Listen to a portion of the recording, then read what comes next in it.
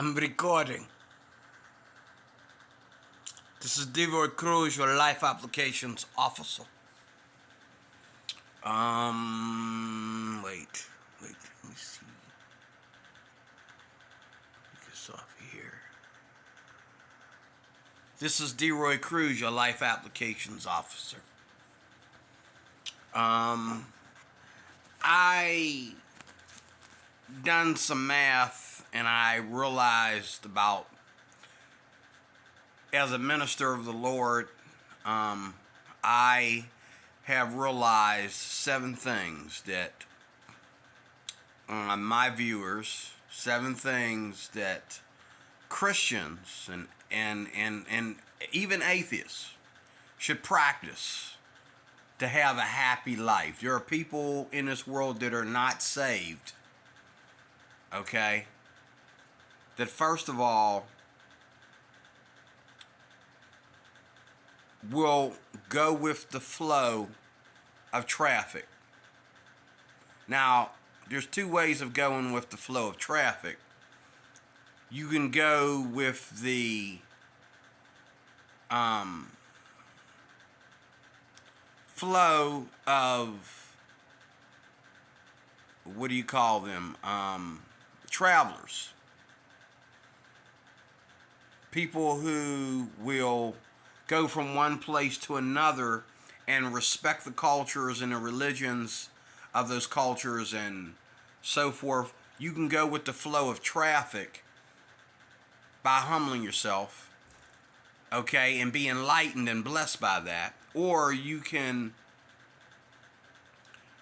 go the negative light and think that wherever you go, you can judge people according to whatever you personally feel is not right, or is, funny, or, an uneducated answer or whatever.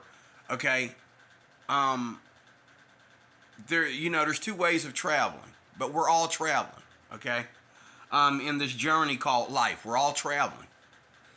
And here are 7 ways that you can understand and be happy with your life, okay? Because all of us are not going to be rich. All of us are not going to drive the car. If I say I'm going to drive a Rolls Royce before I die, there's no promising that I can drive a Rolls Royce before I die. If I say that I'm going to go here and grab my Filipina, so to speak, and live happily ever after, okay, there's no promising that I can make that happen. Now, I can sit there and say, this is what I'm going to do, but there's no promising that I can make that happen. But there's 7 things that I must do in this life in order to be happy regardless of what happens to me. Because what happens to me is up to the Lord. Whether I'm an atheist or whether I'm a Christian. What happens to me is up to the Lord. Whether I'm an atheist or a Christian. Like Solomon said, it's all by chance. Well, who controls chance? Who controls chance? The Lord. It is the Lord. I love the book of Ecclesiastes in the Bible. Out of all the books you read in the Bible, whether you're Christian or secular, okay, read the book of Ecclesiastes. Read that book. Okay? Here are 7 things. First of all, for every man and woman out there,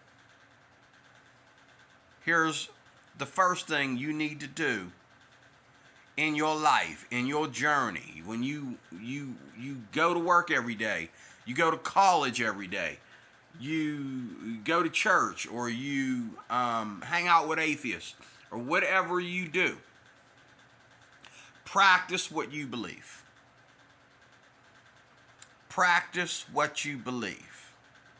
Because if you practice what you believe and it bites you in the butt or upsets you, That is a learning experience that will save you.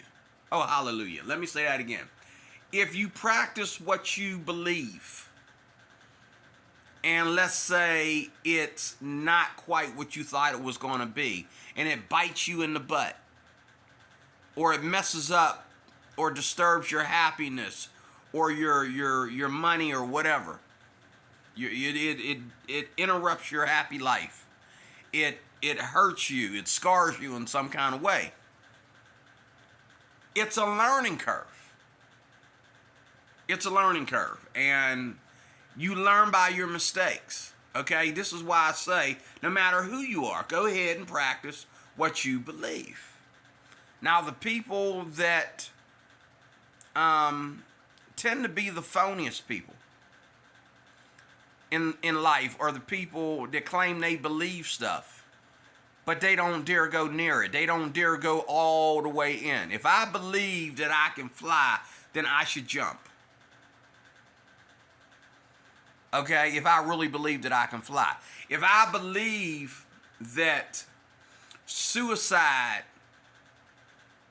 is what makes me, now I'm not saying go out there and commit suicide, but I'm saying if you really, really believed that you could fly, it wasn't suicide until you jumped. You really thought that you could fly though, okay?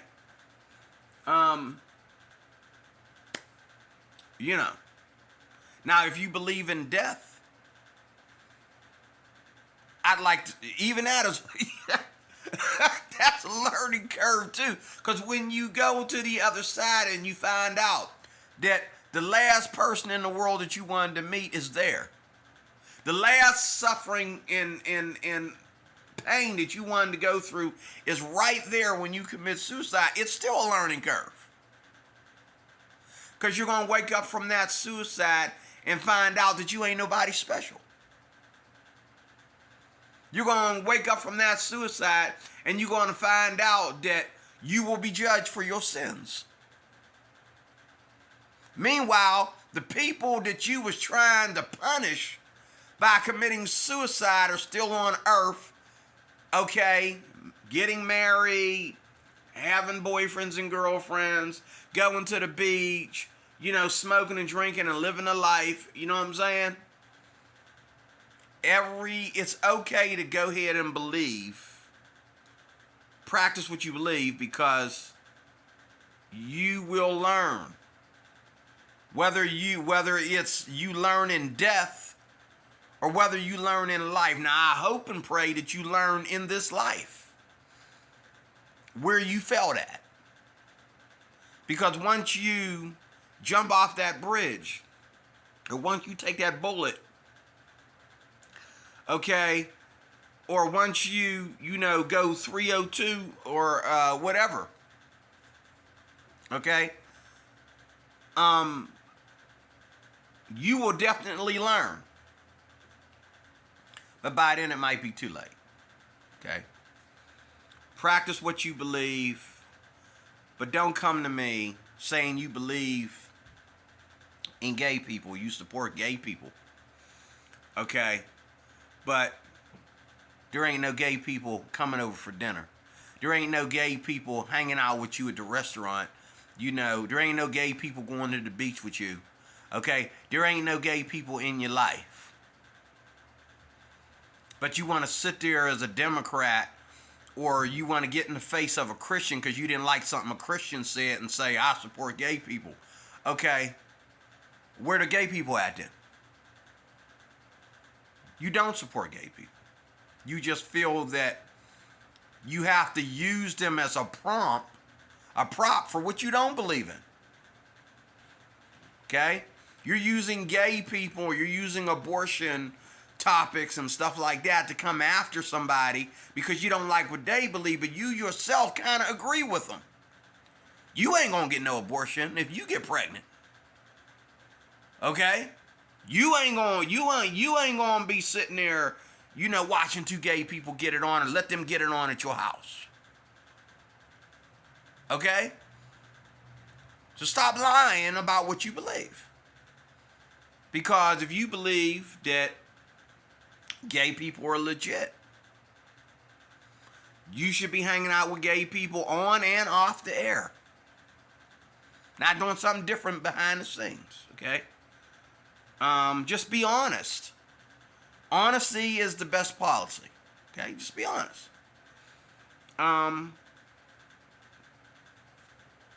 Practice what you believe, okay?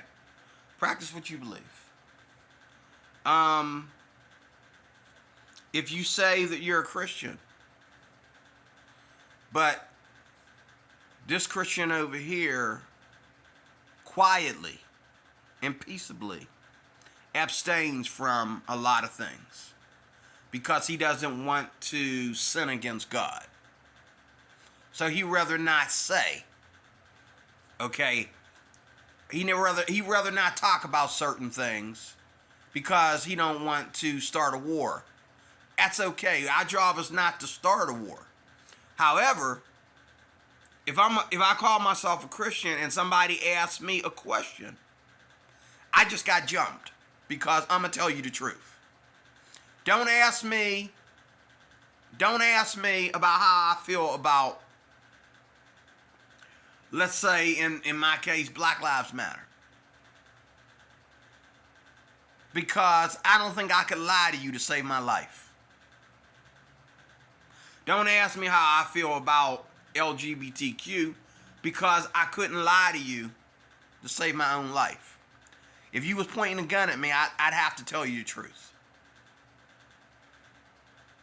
Now, I would probably try to talk nicely to you so that you understand that just because I disagree with certain things, that doesn't mean that I feel any negative anger or animosity or I want to harm you in any kind of way. I just believe that you're committing a crime. Just like the gun that you're pointing at me right now. I just believe you're committing a crime. Doesn't mean that I personally, without God, without a Bible, just simply don't like you because it's new to me. No, that's not a reason to hate on something just because it's new. That's not believing. That's not practicing what you believe. Practicing what you believe simply means that you're going to live your life according to what you believe. But if anybody has a problem for it, we're not going to argue about it. It's not up for argument. And that's what I would say. The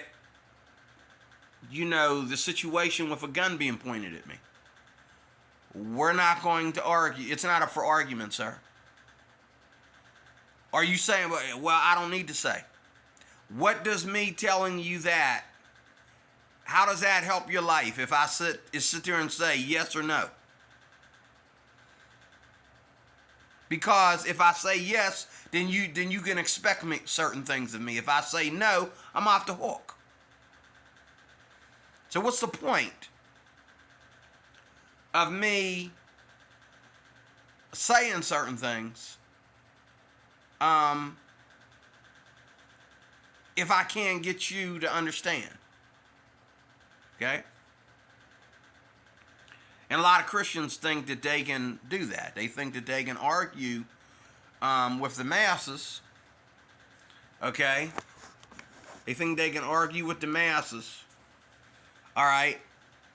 And you can't. Love and forgive is number 2. Love and forgive no matter what. Oh, and while we're on the subject of practice what you believe, don't come to me as an atheist. I know a lot of atheists try to act like they love their parents because, they're an atheist and, they're being taught, they're reading books that say, well, I'm going to love my parents because my parents are my parents, that's good.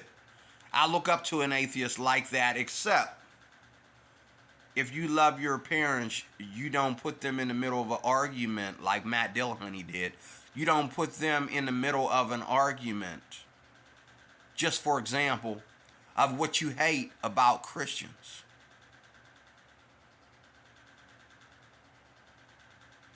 No, you don't love your parents. You're holding animosity, Matt, towards your Christian parents because they raised you as a Christian, and you're still holding animosity for it. But if you truly, honestly swear to God, found freedom in atheism,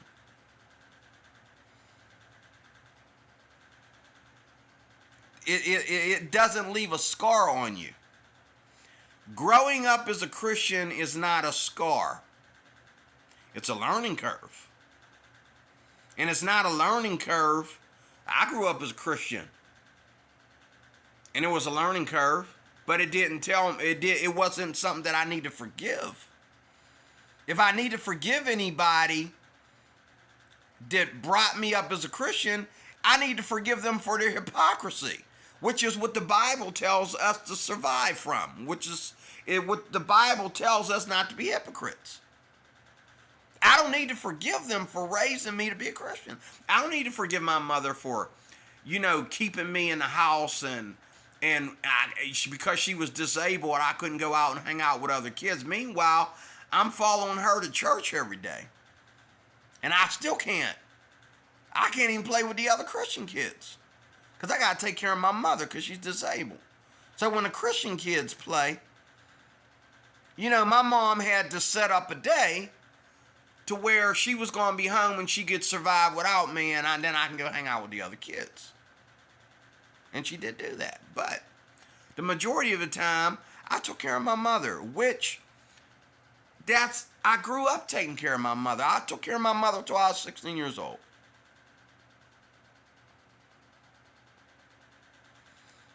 Okay? When I became a preteen, my mom became disabled with diabetes. She was basically in a wheelchair, in a walker. She had a walker that she could walk with and sit on. They don't even make those anymore.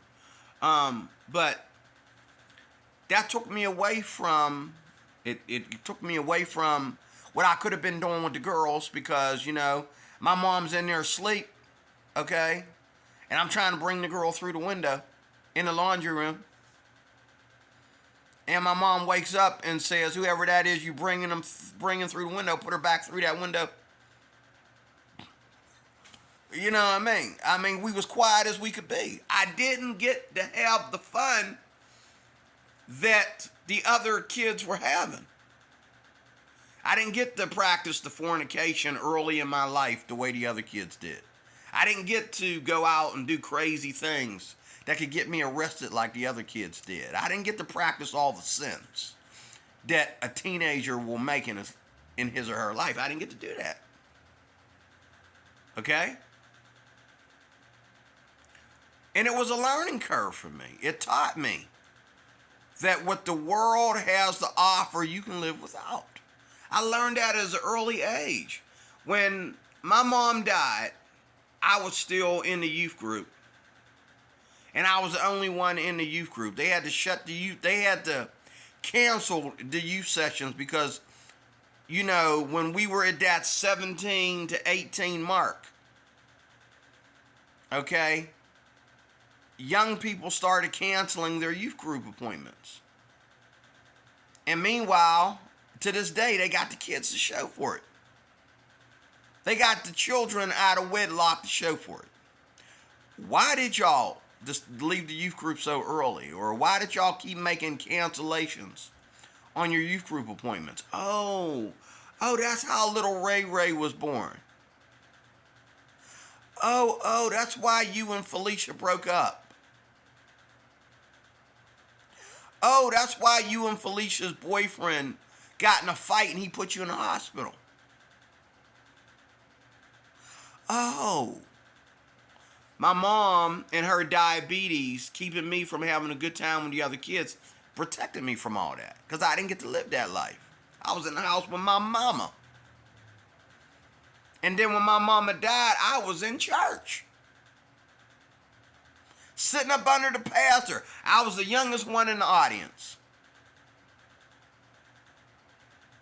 My pastor used to make sermons out of me because I was the youngest one in the audience. Because when there wasn't enough kids there to have youth group, pastor's wife said, well, we're going to have youth group among the adults today. Y'all going to sit there and listen to the pastor? They said, no, we ain't.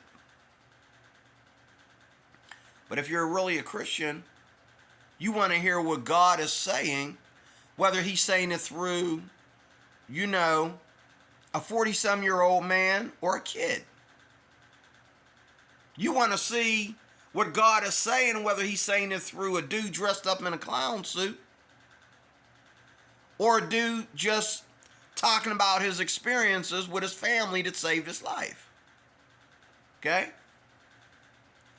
Also, I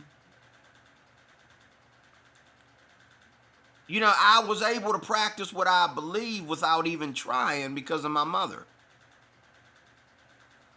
Okay, and my mother loved me with her tears. My mother loved me with lots of apologies, and she almost loved me by whooping my butt. Okay? She also loved me by whooping my butt. She whooped my butt so good. Okay? She had to go and find me when she whooped me. Okay? Where you hiding at? Come from up under there. She whooped my butt good. Okay? But all this was a learning curve.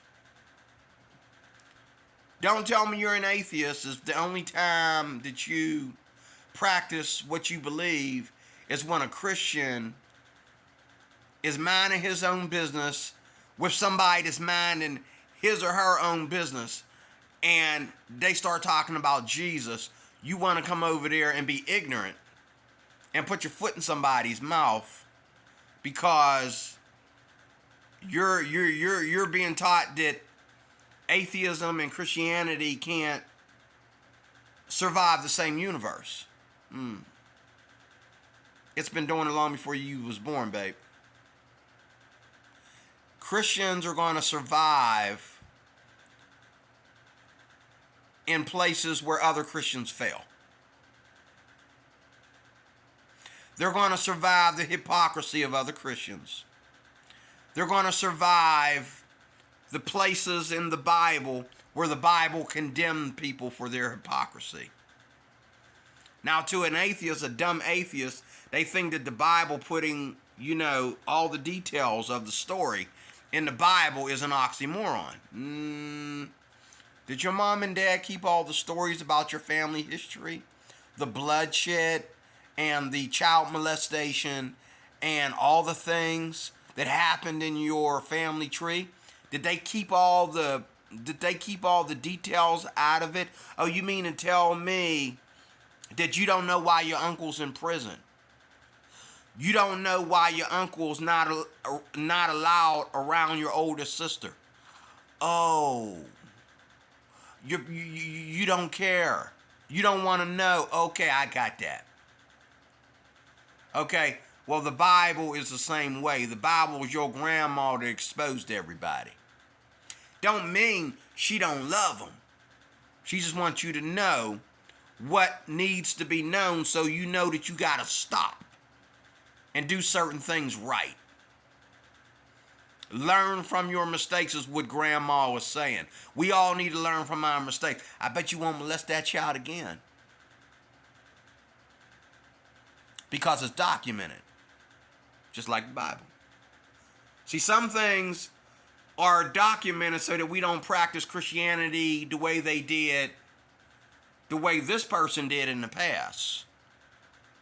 It's not documented that way so that we can go kill as many people as, let's say, the what do you call them people?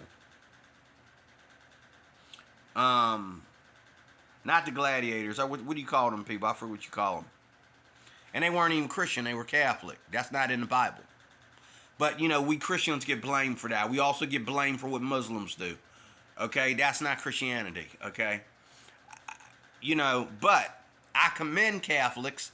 I commend Muslims who are really devout in what they believe, because just like all the Muslims that have died as Christians, they will get that learning curve, and when they find out that the road that they were taking to get to God is wrong, because if you're really a Christian, you are the family of God.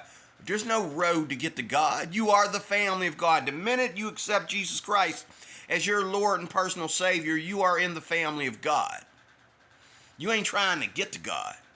And you're not going to talk to me like I'm trying to get to God. I have God. God is my Father. So, but I commend you, my brother, whether you be whatever religion you be in, whatever religiousness you need to practice, I commend you. Okay? I commend you. Because whether you are about to do something that's almost suicidal, or whether you're about to do something, you know, that is totally against religious history, or the religious history that we need to abolish. Well, there is no religious history we need to abolish, because again, it's a learning curve. Okay, you will get that learning curve, and you'll be set free because of that. Because you will learn, like grandma opened up her fat mouth, you will learn from your mistakes. So I commend a Muslim that is willing to go out on the street, and he can't get over Christians and the Trinity. He just can't get over Christians and Jesus being the Savior of the world. How's that possible? He just can't get over the resurrection. Okay, how's that possible? Hey, read it and weep. It's like that citation that you got for parking your car in the wrong spot. You just looking at everybody else and you said, "Oh, I'm holier than thou. My car's smaller. I'm gonna park in this spot." And then you was the only one that got a ticket. Okay? And you learned your lesson. Don't park in that spot. Because after everybody else that parked there, you was the only one that got a ticket. Maybe they like your car. You will learn from your mistakes. Okay? You will learn from your mistakes. Practice what you believe at any cost. Now, when I say any cost, I'm not saying, well, you know, like these guys that go and shoot up churches. Like these guys that go shoot up schools. Okay? Like these terrorists that are trying to blow up America. Okay? That's not what I'm talking about. But I'm saying, practice what you believe if you really believe it and you know for a fact it's the truth. Practice it, because God has a sincere heart for anybody that really is willing to go all the way with what they believe. Because in a process, you will learn the dead end. And if you really are that radical, you will learn it early enough before it ruins your whole adulthood life. You'll learn. Like all the Muslims that have converted to Christianity, like all the other religious people that have converted to Christianity, you will learn. Okay? Practice what you believe. But don't come to me as an atheist that's just merely an atheist because you're looking for an argument. You're looking for somebody to explain something to you. You're using your rudeness and your ignorance to find answers. When the truth of the matter is, you don't have answers. So instead of saying, hey, Mr. Christian man, I'd like to sit down with you and buy you a coffee and really get you to explain to me how is it, because you don't seem like a crazy dude at all. You seem like a nice person. I'd like to sit down with you and ask you what you get from Christianity. What's the point? But no, you rather, you just became an atheist last night and then you're going to get up in my face, okay, with all this anger and resentment.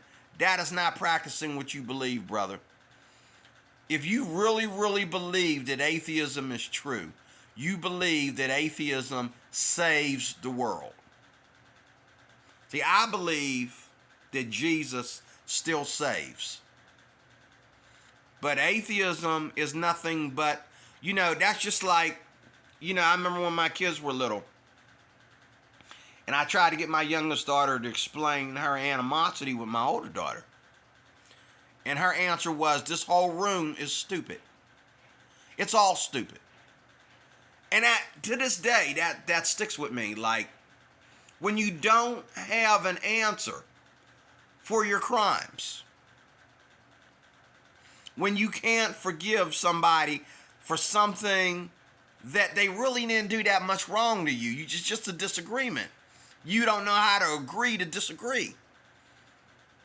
Your answer is the whole room is stupid. You're right. This whole life is stupid without God. Okay? This is why I practice what I believe.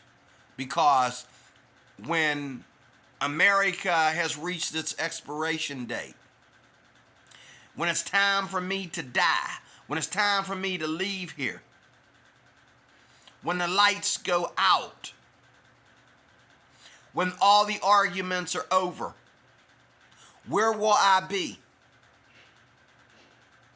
I will be with my Maker. Everything returns to God, whether for fire and garbage or for vessels of honor, as the Bible says. Everything returns to God. All the Christians, all the atheists, we all return to God. I am sorry, but we all return to God. That is why I practice what I believe. And if you don't like my answer, you don't like my answer for what I believe, okay? I don't lose any sleep over it. And I don't have any animosity towards you. Why? Because I believe that Jesus saves. Even if I failed to express it perfectly to you, you didn't get it the way I explained it. I still believe that Jesus saves. If somebody wants to come and explain it better, that's fine with me. But I'm not going to lose any sleep because I know that Jesus is the truth. That's why I practice what I believe. Promise of this life and the life to come. Now, love and forgiveness must be practiced whether you're a Christian or not. This is something that the Christians can teach you, okay, from Scripture and from lifestyle, that you can be as atheist as you want to be. But hypocrisy is shown by who really loves who. Okay? And who can forgive who. We live in a country today where people hate to drive, but yet they don't know how to stay off the road. So when they get on the road, okay, they're ready to shoot people because they're not moving through traffic fast enough. They're ready to harm other people, okay, and in the process, pay jail time, pay, the highest deductibles on their insurance, and lose money at business, lose money taken from their wife and kids. Okay, and all this because they get on the road, and as soon as they get on the road, they get angry. And they think everybody better move out of their way. Everybody better be driving over the speed limit because they're driving over the speed limit. Everybody's not allowed to stop. Nobody's allowed to stop when they're driving in front of him. Nobody's allowed to get lost and try to find their way. How many times since this little bit of time, I've been back behind the wheel, have people honked at me for getting lost? We're trying to figure out which way I go. I'm in a place where the speed limit is 10 miles. Dude, you're going 40 miles. Just because it's your neighborhood doesn't mean that you get to go over 10 miles. You ain't supposed to be going 40 in a 10. But you want to honk at me because you come flying down the road where the sign says, watch children, 10 miles. Okay? And you honking at me because I'm sitting there trying to figure out. You can see where I'm looking around like, okay, none of this is going to get, none of this. I'm trying to figure out where this GPS is taking me. Okay? This is the hate that we are always in. We live it every day. Every time you get in your car, brace yourself. People are going to hate you. Every time you go to the park, okay, and you bring a bag with you and you need to lock it up somewhere, you need to get your stuff together so you can go here or there, people are going to hate you. We got people on bicycles thinking that cars are supposed to wait for them, okay, when we're in a 55 mile. We got people thinking that they can cross on the green, that they come first before cars going through a green light. If you want to walk your grandson across the street when the light is green for cars, everybody needs to stop for you. Everybody wants to go home or everybody's trying to make it to work. But they need to stop for you and your grandson because you was dumb enough to cross the street on the green instead of the red. Red means the car's got to stop and wait on your butt. And then the sign across the street, a hand goes up. An open hand means that you can cross. Closed hand means don't cross. This is the stupidity that we go through today. Okay? This is the stupidity. But we're supposed to love and forgive at all times. If you can't forgive your neighbor, okay, for last night being up too late arguing with his wife and you had to call the police on him, it's over with now. The police came and dealt with it and sent him to bed. Told him to shut up and go to bed or somebody's going to get arrested. If you can't forgive them for that, okay, don't brag to me about you being an atheist. If you can't let bygones be bygones, don't brag to me. If you can't forgive your ex-wife, your ex-husband, your kids that don't want to call you, but they only want to call you when they need something, okay, if you can't forgive your kids, Don't brag to me about your religion or your atheism. Okay? Everybody is supposed to love and forgive. Now, if let's say there was a man that assaulted your wife. You and your wife got to heal over that, whether he gets arrested or not. Let's say he never got arrested. He's still wild. Y'all go. You take your wife out to eat, and you see this guy across the street, and you want to go over there and get even for him because he never got arrested. He's still walking around, and then he walked right past you like he never did anything to your family. He never scars you in any way. He never, and you can't get this thing out of your mind every time you see this guy. You know what I'm saying? And there's people out there, especially today, getting away with crime that they do to other people, and they live right in your neighborhood. They done moved into your neighborhood. They walk right past you. Now, how do you practice forgiveness in a situation like that? Well, first of all, forgiving somebody doesn't mean that I have to like them. And it definitely don't mean I have to trust them. But if I forgive you, that means that I don't wish that any harm come to you. But it also means that I'm going to make sure you don't do it again. You got me once, maybe you even got me twice. It's over. It no more. Okay? So, if the person, let's say, my wife cheated on me with a dude, okay? And instead of that dude acting like, oops, we got busted, he's still coming around the same places where he knows your wife is going to be. And your wife don't want to get caught with him talking to her or whatever. She wants to, she wants you to forgive her and take her back after what she did. What do you do? Well, first of all, if I did a crime to somebody and my butt didn't go to prison, okay, or my butt didn't get shot or jumped, I would leave town. I'd run out, get out of that neighborhood and out of that town like a bat out of hell. That's what I would do. Because I appreciate you not coming after me. And I appreciate that I'm not going to jail. I would get out of that situation like a bat out of hell. I'd be a million miles away. Okay?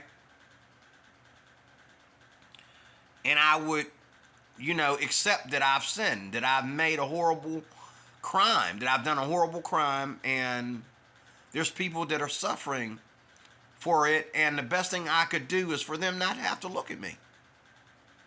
Okay? Like a lot of drunk drivers out there, okay?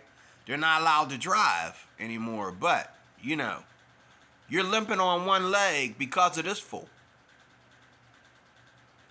Okay? And and I know that him losing his car is not enough punishment for it. You shouldn't have to see the dude. If it were me, I did a crime like that, I'd be gone. Bye mom, bye dad, bye relatives and friends and cousins and all like that. Bye job. I'm out of here. Okay? And if you feel that you cannot restrain yourself, that you can't forgive someone that you might see every day that done, he scarred you, or he scarred your wife, whether it was an accident or whether it was done purposely at that time without thinking, or whatever. He scarred your daughter, or did something to your daughter, hurt your daughter, son, or whatever in some way. If you feel that seeing that person makes you feel, it turns your stomach and turns your heart and it causes pain to you and your family to mention him or mention that event, or just seeing this guy walking the street just doing normal stuff, it's just tearing you up inside for what he did. Maybe you need to move. You need to pack your bags, sell your house, move your business to another state, take your family somewhere, because this is how we practice love and forgiveness. Okay? This is how we practice love and forgiveness. Now, I will admit that there's a lot of crimes going on today that need to be dealt with by the police. And if you got the money and you got the people to keep taking an issue to court, like the Bible says about the widow and the judge, if you got the money and the help and the people that got your back to keep taking a situation to court, keep doing it until you get justice. But let me remind you, that doesn't take the scarring away. That only shows that, that only protects the other people. That only protects him, his future, because he won't be dumb enough to do it again that fast to somebody else. But it doesn't help you. Like they say in Law and Order, victims unit in that movie, whenever they see a woman that got raped and she don't want to testify, what do they tell her? We need to do this so that he doesn't do the same thing to you to other people. And that's all you can do. You can only stop him from doing this again. But right now, your marriage is still suffering from it. And your children, you know, your wife, your husband, whatever, is still suffering. But this is how you practice love and forgiveness. Don't ever use your gun to go after a crime that's already done and over with. If you weren't there at the house when your wife got sexually assaulted, oh, trust me, I'm with you.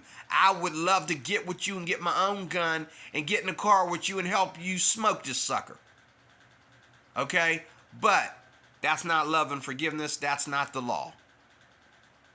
Best thing to do is, if we think we know where the guy is and we tell the police about it,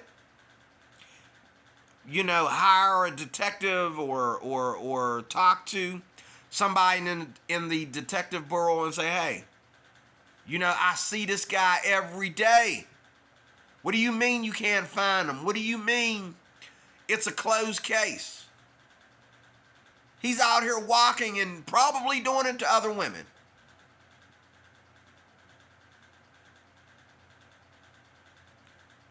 And oh, help me, Jesus. If I'm packing and I see this fool going near my wife, some things I think God would have to really, you know, no temptation is taking you but such as common to man, okay? But you know what I'm saying? I mean, you know, if I don't shoot you, I'd have to put my gun in your face. You coming anywhere, you coming within 5 feet of my wife after what you done. And got away with it.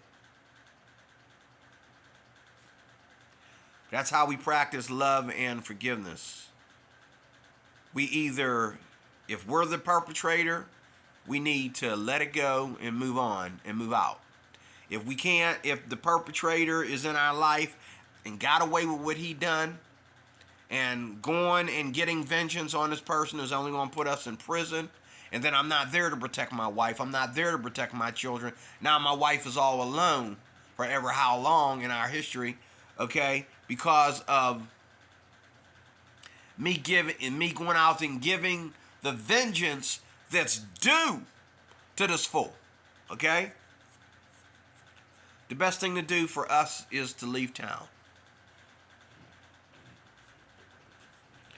Okay? Go to another place so that we don't smoke this sucker. Okay? So that we don't, you know. Alright? But we must love and forgive at all times. You got to love your ex-wife. Get over it. It was hard for my ex-wife, you know, when we split up and got a divorce. Wasn't hard for me because I knew a long time ago this marriage has an expiration date. I was bracing myself for it, okay? But she didn't know that when she went too far, that I already had a backup plan for too far, okay? And it had already been in process before she went too far. Okay, and she just couldn't believe it, and I had to tell her after it was over. She thought that every time she seen me, she wanted to pick arguments with me and get loud with me to explain. I had to tell her, we're divorced. Get over me. I'm over you. Get over me. And she just froze. I've never seen her freeze in the middle of a conversation. Usually she's just yelling and screaming and she's not even hearing what I'm saying. But when I said that, she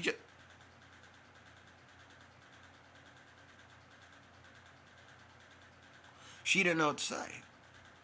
I said, get over me. I'm over you. I'm over it. Get over me. Okay? You know, me coming here, you know that me coming here to see my children ain't got nothing to do with you. And if I don't come, you're going to condemn me for that. You want me here, but you don't want me here. You want me to take the kids today, but you don't want me to take them today because you got animosity. When you're the one that wanted to keep on fighting. And you fought yourself out of a marriage.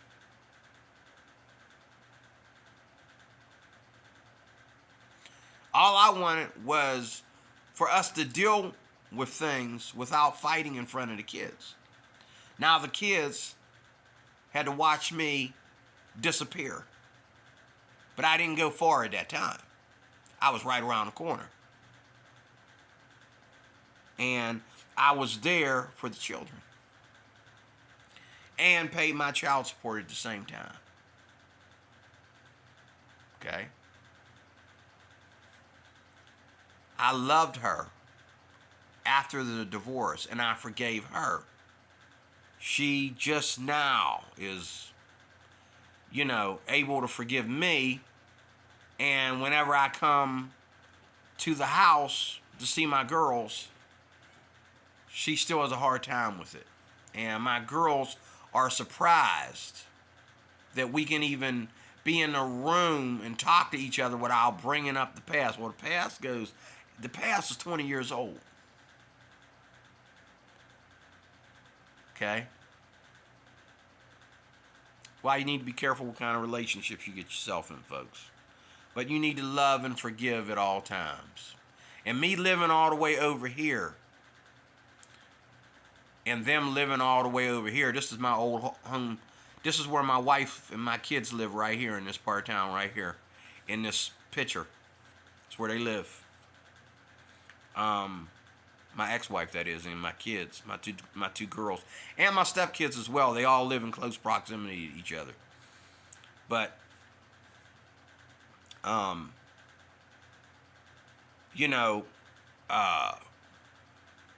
love and forgiveness, okay?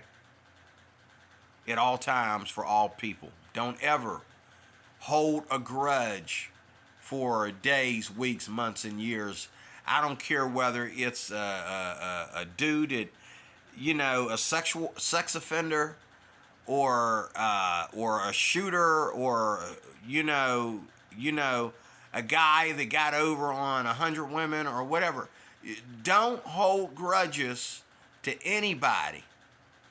If you can get justice through the system. Do not practice personal vengeance, but get justice through the system. If you can get justice, then that's fine. Especially if you got to see this guy out there walking and laughing and drinking and smoking like he never did anything wrong.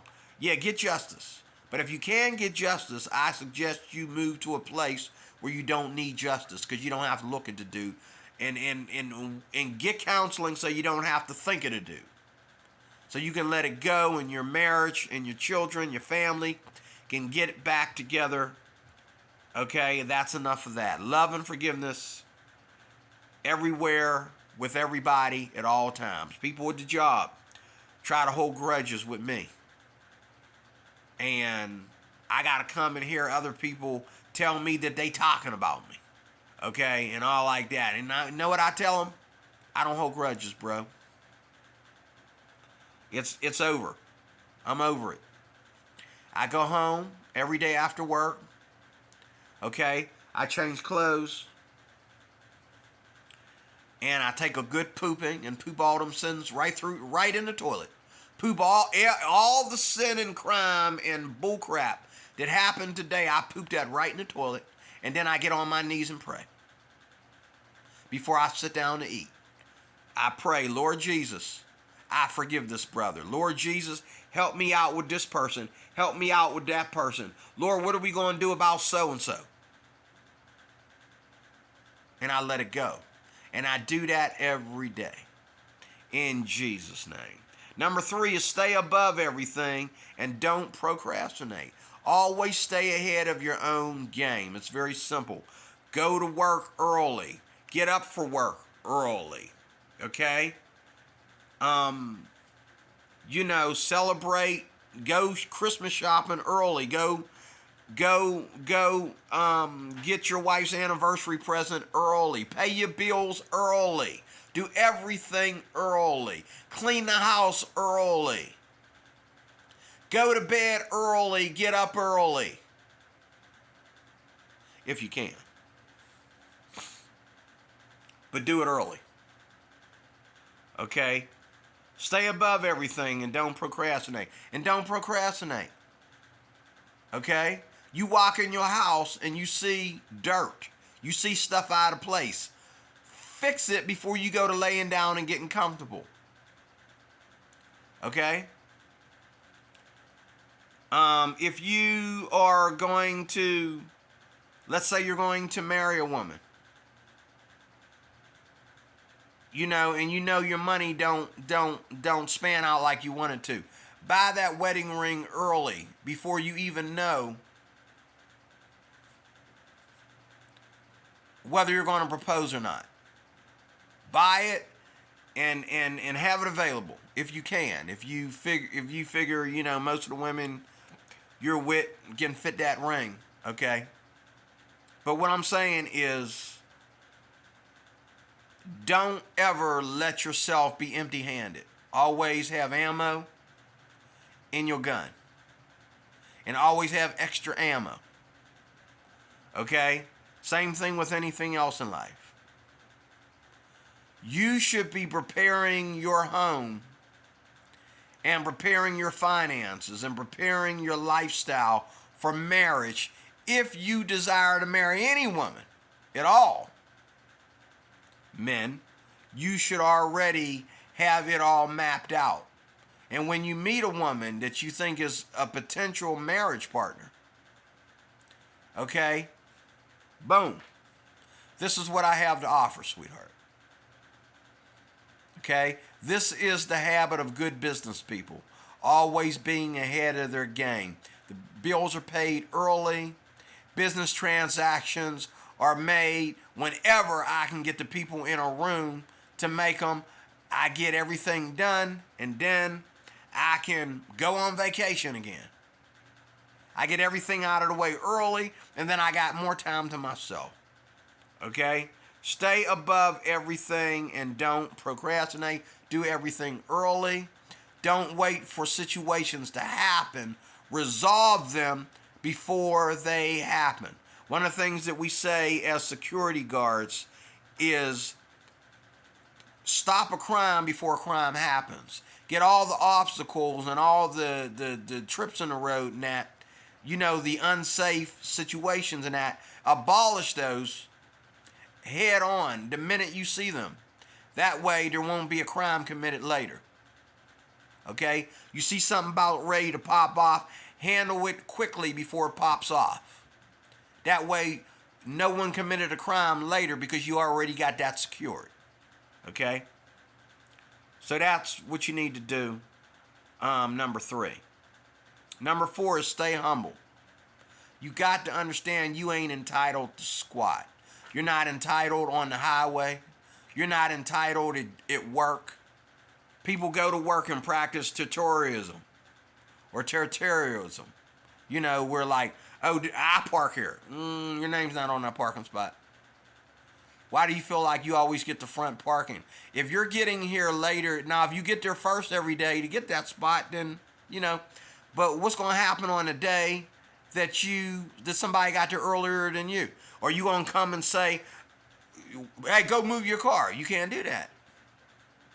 You're not entitled. Your name is not there. If your name and your number is not on something, you're not entitled to this. I told a girl this at work. Anything in that refrigerator over there is on the house. If you're putting your nasty hands in there after, you've been licking your hands and stuff after you had your hands in a bag of crackers, okay, then what you need to do is you need to take them crackers home with you if you ain't done eating them. Or throw them away, one of the two. But everything in that refrigerator is on the house. If your name ain't on it, okay, then it's on the house. And that's one of the things I had to explain to people. Like, you know, you don't put your belongings and your food in that and clutter up the room with it, and then think can't nobody move it, can't nobody eat it, can't nobody lock it up in the safe or put it somewhere else or whatever. You leaving your stuff around for people to have to be sorting it out and putting it away and finding out who it belongs to and all that stuff, okay? You're not entitled to go anywhere and claim space. You're not entitled to anything that your name ain't already on. Nothing. You're not entitled to anything. You're not entitled to have the best seat in the classroom. You're not entitled to be the teacher's pet. You're not entitled just because you get straight A's. You're not entitled just because you're a good cop. Don't mean you can go out there and talk to people like they trash and think that they won't punch you in the face and you'll have to tase them. Every cop should have the same mannerisms when they go out and deal in public. I did a video, I told you about them cops that wanted to go off on a dude that was illegally parked. His little coward behind was talking a lot of trash, but he was afraid to get out of the car. Okay? Dude went to stomping his feet and going off. The supervisor, thank God he was there, had to calm him down. About ready to tell him to go get back in the patrol car and sit his butt down. Okay? You here for 8 hours. Okay? We can waste time trying to get this guy to move his car, okay, quietly, okay? That'll blow some time. Just calm down, man. Calm down. Ain't nobody paying you enough money to go out there and accidentally have to tase somebody because you talking down to this guy and talking to him like he ain't anything. He about to get out of that car and go after you, okay? And then you're going to have another Rodney King situation on your hands. You need to calm down. Only one of us needs to be yelling and screaming and acting a fool right now, and that is the perpetrator. He can yell and scream all he wants to. There's 5 of us and 1 of him. We got all night until they call us on the radio. Okay? What's he going to do?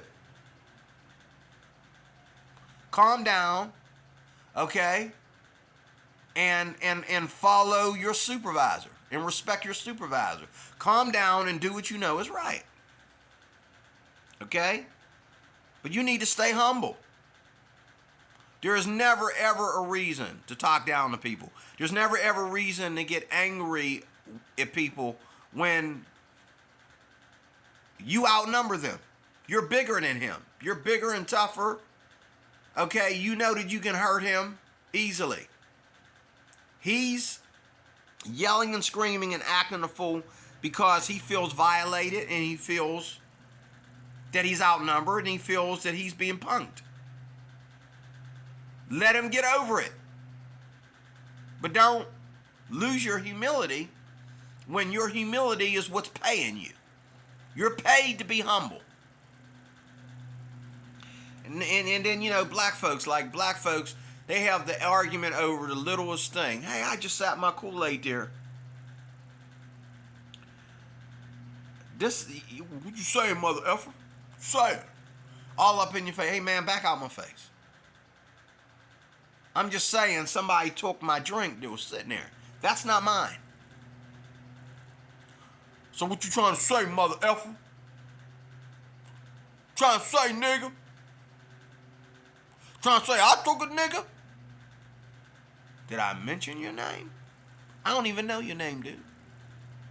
I'm just asking because you've been here all this time. I just walked in, found out my drink is missing. I'm hoping somebody didn't mix my drink with theirs. That's kind of unsanitary, okay? But we need to stay humble. We need to stay humble on the highway. You're not entitled for somebody not to pass, not to cut you off in traffic. If somebody thinks, if you're going down the highway and you're going fast, but a person feels that, oh, I'm in the wrong lane, I need to be on the right lane because I need to make a turn over there. You are not entitled to say that he can't make that turn.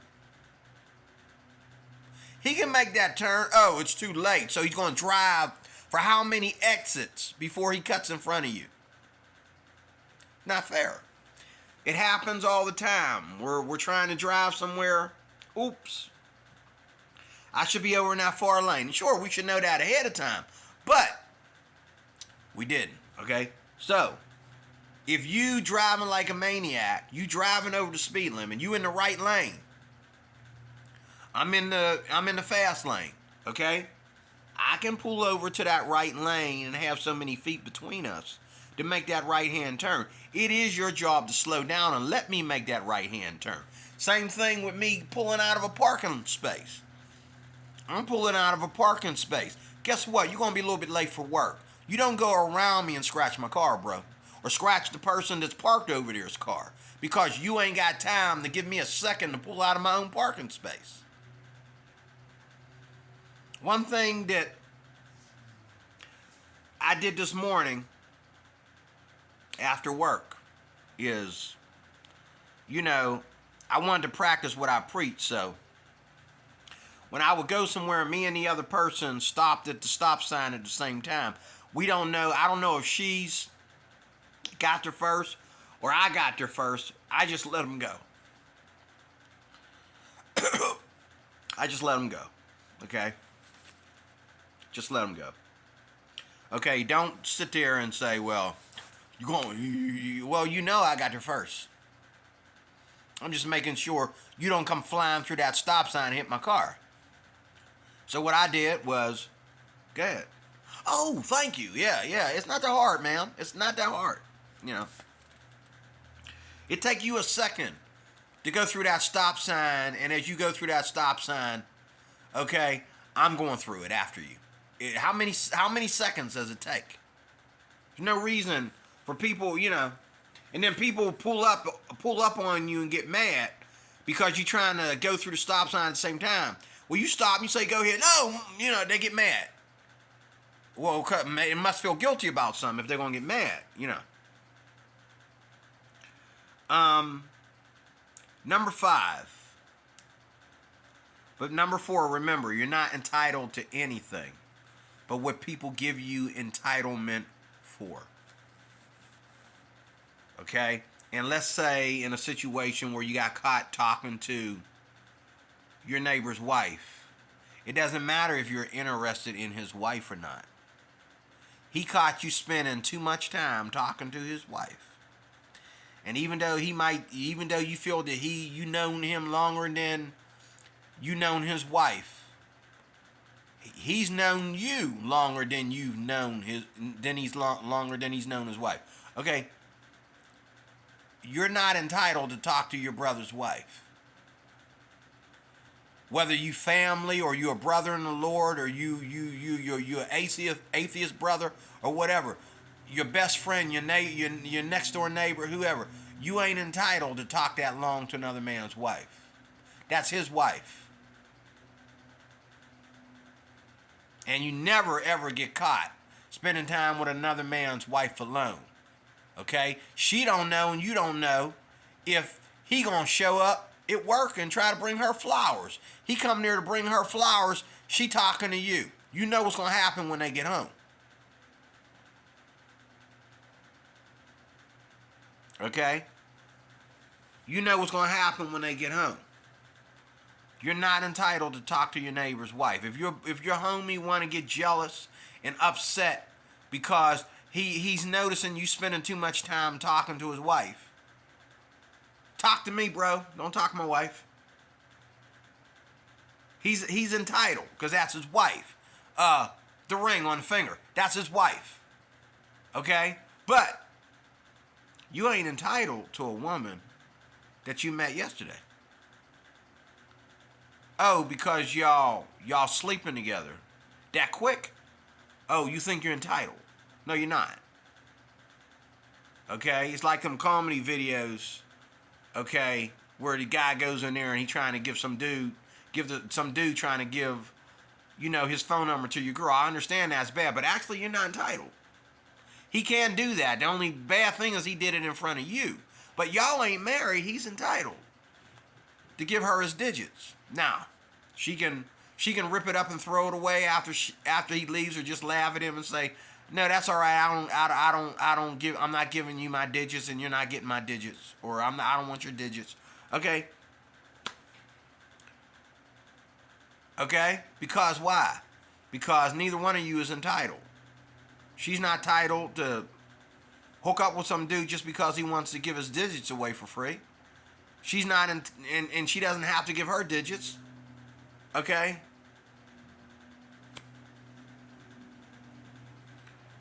You're not entitled.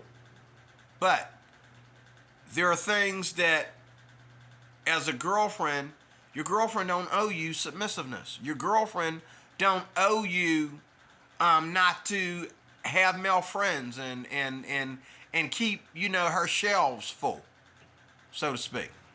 Okay? You ain't entitled to that. You're not entitled to say, "Oh, this is my girl." Okay? Stay humble, bro, because you're not married.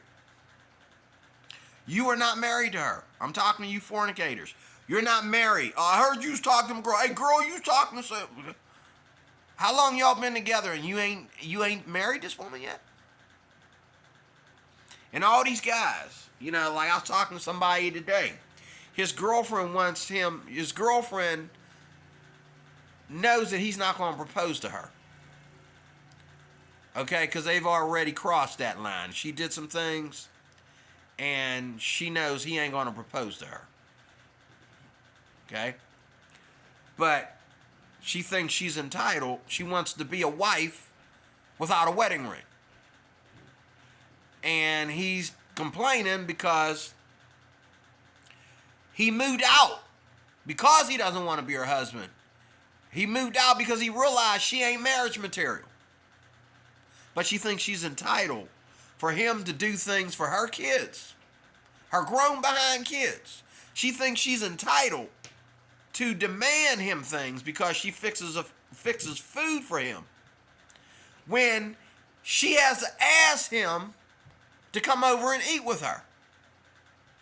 She is not entitled to make a husband out of somebody that don't want to be her husband.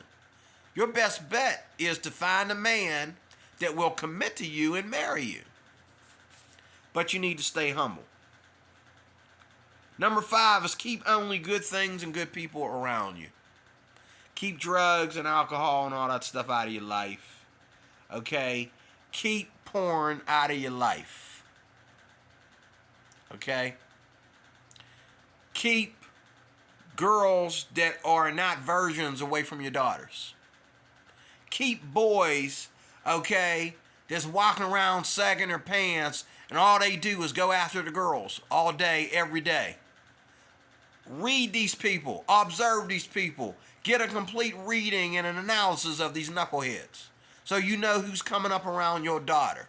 If you got future plans for your daughter to go to college, okay, and to do something for the Lord, or do something for atheism for that matter, your best bet is to make sure you control who comes around her. Just like yourself. Just like I don't have people that don't hold down a job in my life. I don't invite my neighbors into my home. I don't invite people, okay, I go to work and we laugh and we talk and we're buddy, but when I go home, that's my personal space. You're not entitled. Neither am I. And I only want the people that I look up to in my life. The people that are in my life are my pastor, my stepson, okay? Because these are good people. People in my life are women of the church that know that nothing's going to happen between us unless I decide that I want to date you and then I want to marry you. And you feel the same way about me. We're not worried about who was calling us a couple or who's rushing us to be a couple or anything like that. We are doing this slow. Okay? There's 66 books in that Bible. We got 66 months. Okay? At least 66 months. Okay? We're not worried about rushing into anything. We keep our sisters in the Lord, our sisters in the Lord, no matter what. And if I decide that I don't want to date a girl anymore, she decides that she don't want to date me, okay, we're still brother and sister in the Lord because we don't believe in that girlfriend, boyfriend garbage.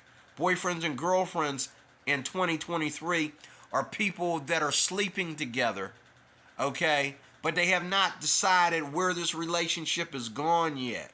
And they definitely ain't thinking a rat's behind about marriage. Okay? This is what screws up your life. Okay?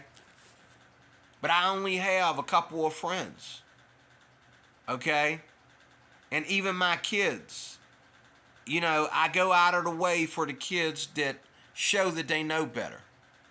The kids that don't know better, I kind of have a little bit of a distance, and I don't mean to, but I only want good people in my life. I support good people in my life. I don't just and they don't have to be my friends because maybe they got too many friends. Whatever the case, I support good people. There's people on my job, they don't understand why I shine like a Christmas tree when they come around because they're good people.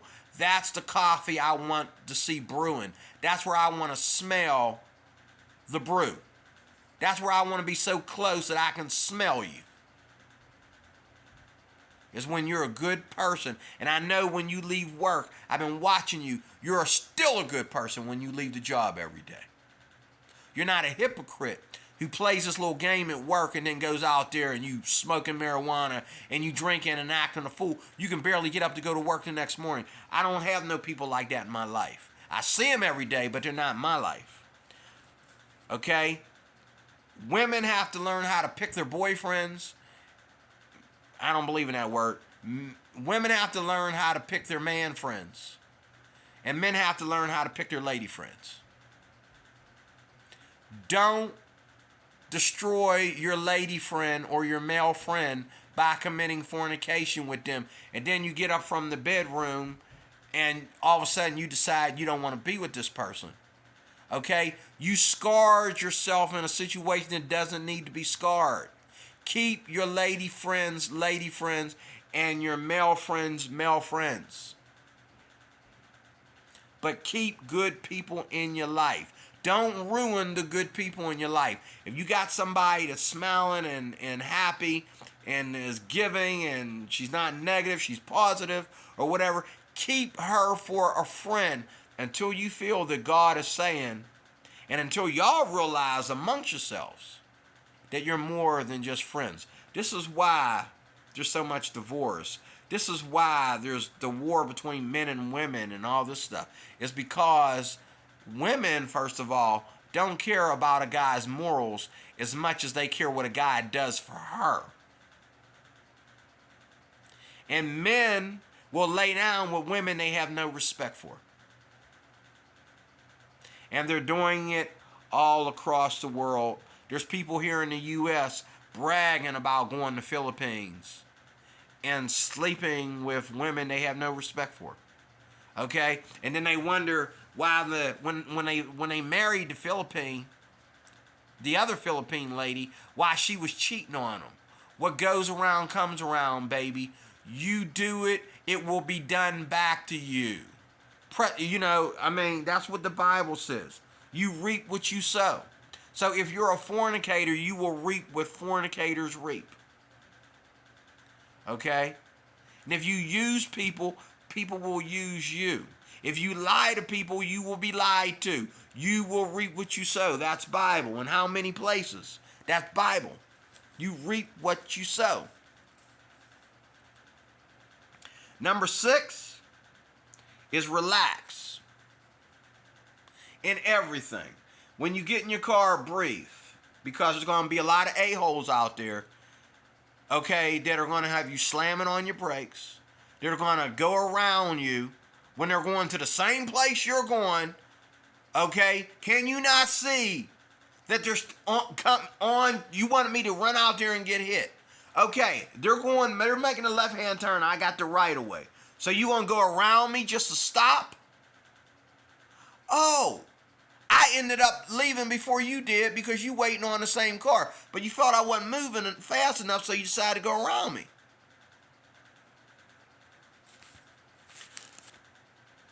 You can't make me go a certain speed at a red light. And you can't make me go a certain speed through the green light when there's people making left and right hand turns in the other intersection. Okay? Breathe.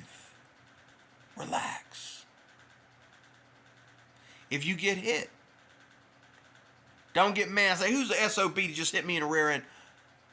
Yeah, if somebody's in the car bleeding and they don't have a pulse, okay, yeah, don't relax. Go crazy. Get everybody, stop traffic and get everybody to help. Okay? But we expect that. Because if you don't act like this is not an emergency, people will just drive on by like it's not an emergency. So yeah, if there's an emergency, please jump in and be saved or save a life. But you need to relax. You need to relax when you go to work. Don't make a big deal about small stuff. You don't live there. You just work there. I tell people all the time, they come to me complaining about stuff. I say, yeah, I just work here. You know, we heard about a shooting right there by my job. Just while I was off, my 2 days. They come telling me about it. I says, well, I guess I was while I was off for 2 days. Okay? Relax. Breathe. Woosah. Like Bad Boys too. Woosah. Okay? Relax. Relax when your wife is arguing with you. When you can't pay your bills. When your children are being bad. I felt this with my youngest daughter. I went ballistic when I found out my daughters was wearing that after school. When I found out that she was not coming straight home on her curfew because she was out smoking marijuana and hanging out with people that are out there buying marijuana off of thugs. You think I'm not going to go ballistic? But when I went to church and the pastor tried to counsel us, the pastor said to me, relax, breathe, D-Roy, breathe. I said, okay. I took a walk outside to get some air and let him deal with her. Of course, at that time in her life, you know, she was young, 15 years old. Okay, she kind of basically told the pastor, you know what I'm saying, her life is her life. All you little 15-year-old kids think your life is your life. Your life is not your life. You ain't paying no bills.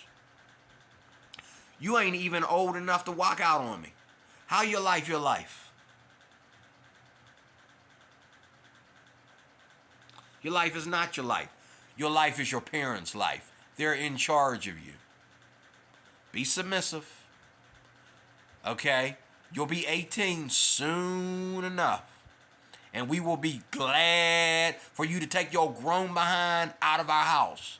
Not meaning that we don't love you, but it's time for some peace. Okay? We can't wait to relax. Woosah. Relax. Relax when you if you cut yourself, relax, breathe, think, focus. Only time you should be unrelaxed is when somebody's on the floor dying. Or somebody's losing so much blood, there's no way to stop it. You need to go crazy. You need to jump out in front of a vehicle. You need to shoot some tires. You need to do whatever it is to get people to pay attention to what you got going on that you need help with. If you find yourself bleeding, if you find yourself, injured, if you find yourself somewhere without a phone, you can't call the cops, you can't call the paramedics for yourself.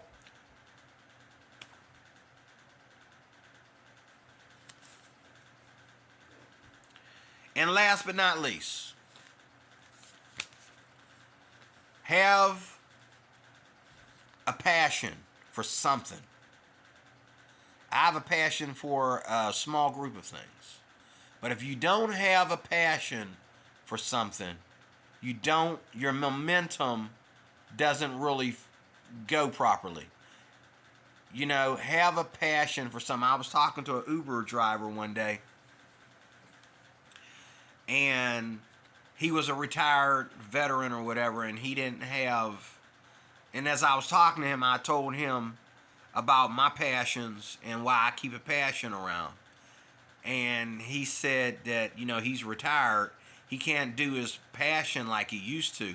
But he let me know he has a passion. I had to shut my mouth and say, whoa, when he told me he bought a piece of property for his collections. And he collects stuff that's very important that people throw away. Everything all the way down to baseball cards. It's his passion. It's what he does on his spare time. He does it so much that all the places he moved to and all the people he came in contact with, all the autographs from musicians and ball players and all like that, he has locked up in a shed where he can walk in there and remember every concert, every football game, every baseball game, everything he's been through. If you're a songwriter, if you write a song, copyright it. Put the best of it on a recording. If you can't explain it to the rest of the band, let them listen to it.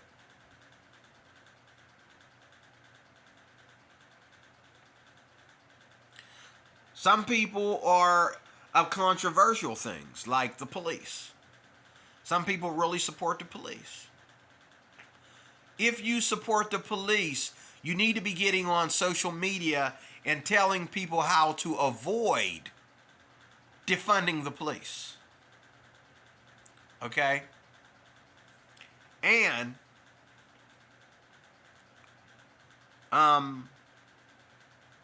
don't just have a passion for stuff that everybody has a passion for. You don't need to have a passion about food. Okay? Because if it's really that good, it'll kill you. And it is killing you. Okay? You don't need to have a passion about sex. Okay? You need to have a passion about your wife or your husband. The sex will come along with it. It's all one piece. You don't need to have a passion about guns. I'm going to stand up for my rights to own a gun and protect myself. And not only that, protect other people that are near me. But I don't need 100 and some guns in my house. Am I fighting Putin? Okay? In my own house, am I fighting Putin? Is Russia coming over here to visit DeRoy Cruz? Let me know something. But these guys bragging about guns like they just can't wait to shoot somebody. Calm down, man. I had a friend of mine that went homeless. He had so many guns, okay? He sold them, which I don't think he sold them to gun owners, but, or people that have a license to buy guns. But he sold all his guns and got himself a house. That's how many guns he had, okay? You don't need to have a passion for things like that. But if you have a passion for God, you need to be out there on the street telling people about Jesus. If you have a passion for God, you need to be doing like what I'm doing right now, getting on social media and lifting up the name of the Lord. If you have a passion for, anything spiritual, that's a good thing. Okay? That's a good thing. But, there's a brother here on YouTube that has a passion for polygamy. Idiot. And now he's mad because his stepdaughter wants her biological father to walk her down the aisle. I typed in the comments section, this is probably the only thing her father was able to do for her. And you trying to squash it because he's letting you take care of her. Because you got the money, bro. Listen.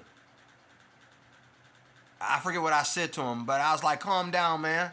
Let the man have his moment with his daughter. On your money, that's fine. That's something you can do for her father.